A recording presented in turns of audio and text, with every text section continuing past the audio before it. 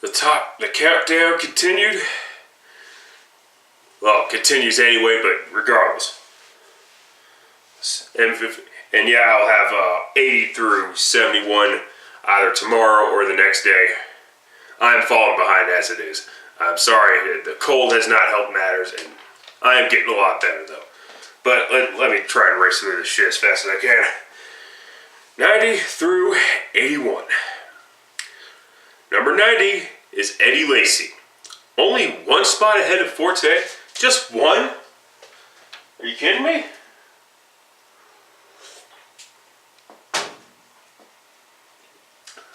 I get it, he's a rookie player. And we all know what happened last year. Still though, he should probably be at 81 or something like that. Just one spot ahead of Matt Forte. And yes, he should be higher than Matt Forte. For a reason that I just mentioned. Alright? Like I said, people just have to get over it.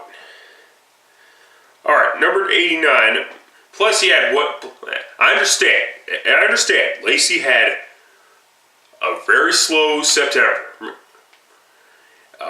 Injuries didn't help matters, and he was also ineffective. At least according to the top 100 narrator, anyway. But yeah, you could make the... But after what he did between October and December, you could make the argument that he should be higher. I'm sorry.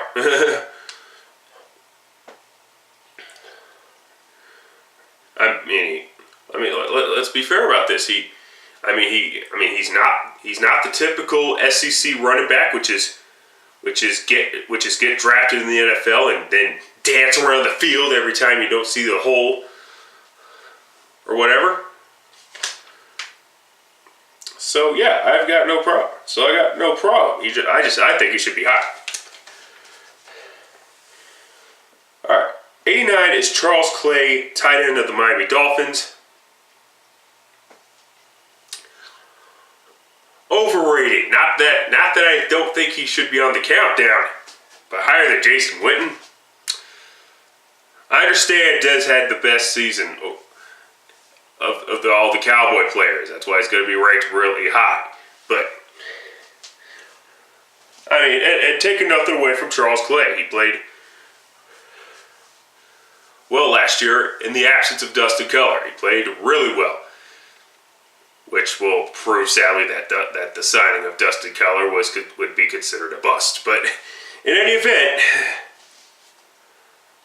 but yeah, like the spot, just don't like. Actually, like the spot, just don't like the fact that he's ranked ahead of Jason Witten. I understand Witten's getting old, shit like that, but hey, and some would say that he should be higher. Of course, fine, whatever. 88 is Evan Mathis, guard of the Philadelphia Eagles. And this guy should be a hell of a lot higher. He's like one of the best guards in football. The main reason why the running game got going and the passing game.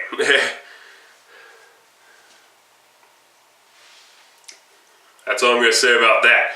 Yeah, but anyway, him and Jason Peters have really did a hell of a job last year. And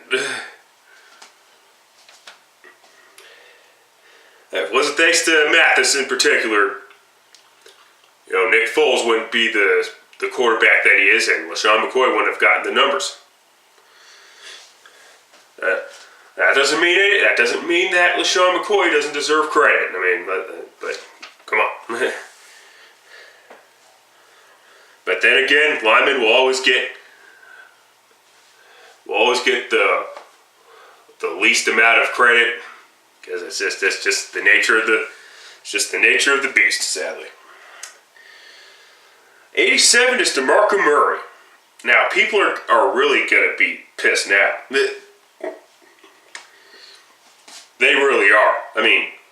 Because it's DeMarco Murray and it's a Cowboys player, and because it's a Cowboys player, they feel that he should be ranked lower than Matt Forte as well. I'm sorry, but no, come on. Murray is way more explosive than Forte is.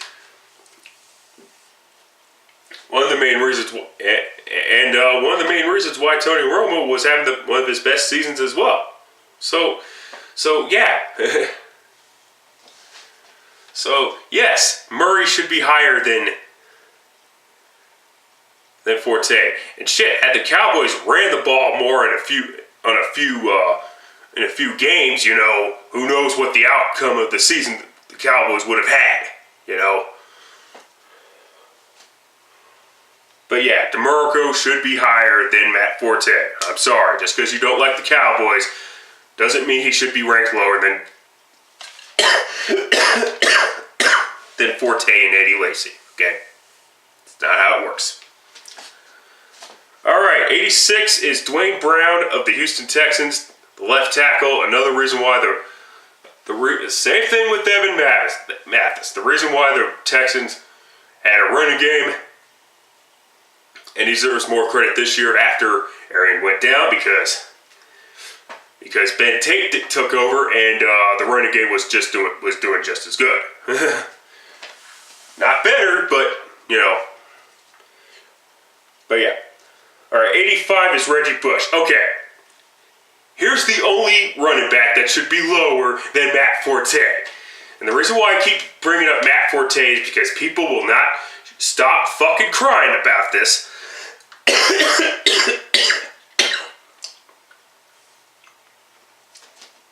Oh, why is Matt Forte lower than Reggie Bush? Yeah, he's the only guy that should be... Reggie Bush is the only guy that should be ranked lower than Forte. That being said, ever since Reggie Bush left the New Orleans Saints in 2011, he's actually been playing a lot better than he really has. So I'm going to give him his due. But that being said, he should have been the lowest ranked running back on the countdown. That's all. But he did do a good job in the passing game as well. So I guess fine, but still, who says he's gonna have that season again? I'm not sold on Jim Caldwell. I'm sorry, I'm not. At least not yet, anyway.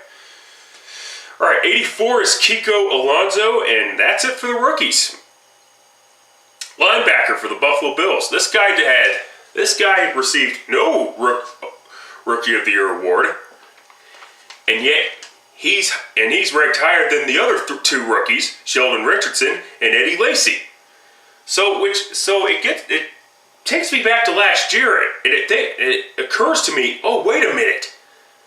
You mean to tell me that Andrew Luck and Russell Wilson could have been ranked higher than RG3? Or I accidentally said RG3. Robert Griffin? Then you mean they could have been higher than him? Get the fuck out of here. Had the players not been prisoners of the fucking moment? Look what happened.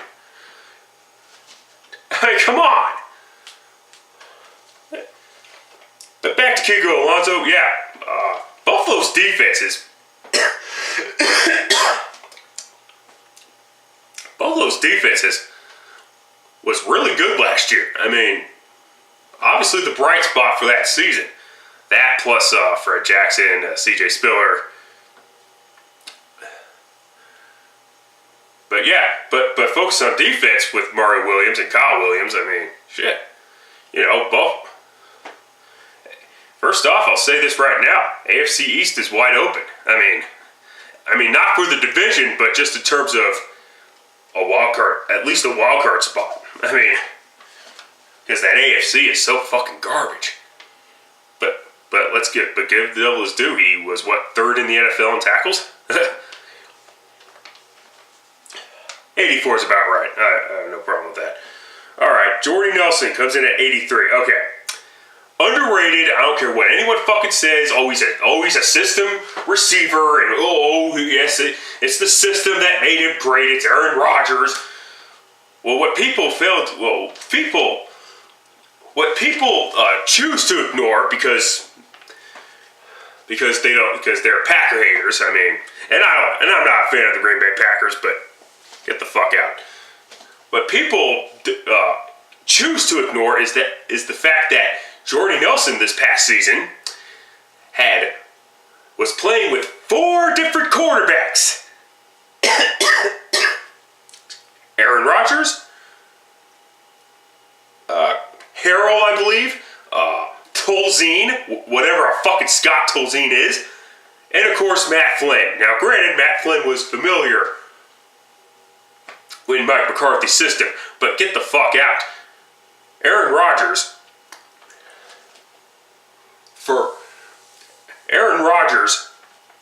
the system is good because of Aaron Rodgers, okay?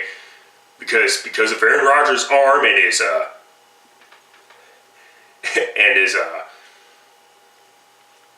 his poise and his ability to escape pressure makes the playbook what it is. It's when Rodgers went down last year, the playbook shrunk dramatically. I mean, Matt Flynn came back, the playbook grew a little bit, but just a little bit. And that's why Jordy Nelson should be higher on this countdown. People just like ripping on this guy because I don't know why, and I don't care. Moving on, 82 is TJ Ward, safety of the now Denver Broncos. Of course, he was with the Browns a year before. Of course, what the top 100 players didn't show, 93-81 didn't show, was the fact that he was the guy that took out Rob Gronkowski. So, so great. We got 2 players. So the Broncos have 2 defensive of players in the backfield. One of them got injured by Wes Welker.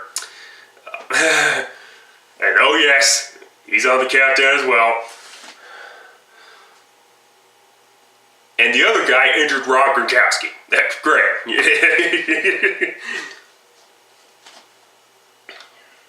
Yeah, that nasty fucking hit that he delivered. But yeah, let's give him his devil's due. He had a hell of a season last year.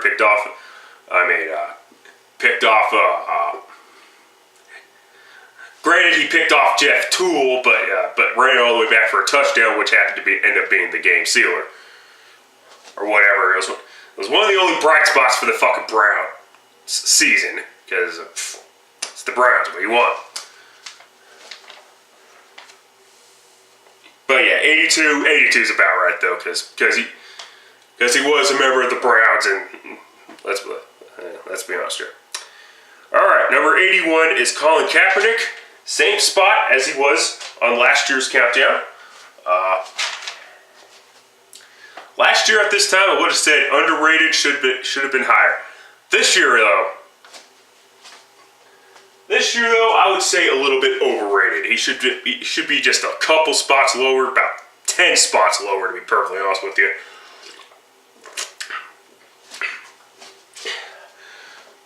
Now, granted, he has improved at being a pocket passer, but there's still shit that he has to work on. He still has to deliver to the touch pass. He still has to. Okay, when Joe Montana criticized him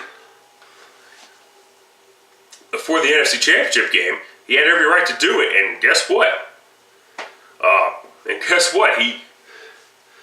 What he said and what Joe said was true. He doesn't look off defenders. He doesn't go for the second read. He's one of those first read. If it's not there, take the ball off and run. He's still the run first, throw later quarterback. I mean, well, throw second. Now, not just throw later, but throw second, because he did improve in the passing game. And he'll continue, and he will continue to improve. All right, and this fit's getting long as it is, so whatever there. But to say that there should be no criticism of Kaepernick is bullshit. It's well deserved. He'll get better, but yeah, I think he should be lower this year. I'm sorry. I mean, still on the countdown, but I think this year has to be his breakout season. Maybe not this year, but this year, because next year's Super Bowl is in the Niners' new stadium, and I know the Niners are not going to make it there. So there you go. All right, that's it. Till next time, later, fuckers.